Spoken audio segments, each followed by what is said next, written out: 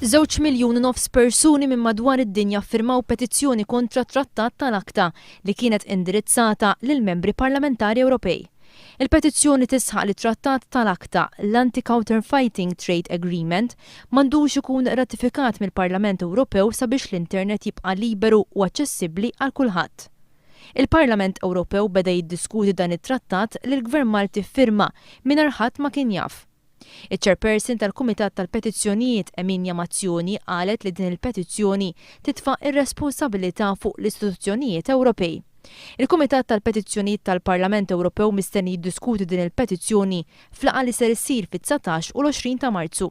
Jekk il-petizzjoni tiġi kkunsidrata valida, imbagħad issir diskussjoni ma' rappreżentanti ta' min iffirma l-petizzjoni, ma' esperti varji, mal-Kummissjoni Ewropea u ma' nies oħra li jistgħu jkunu affettwati bid-deċiżjonijiet tal-ACTA.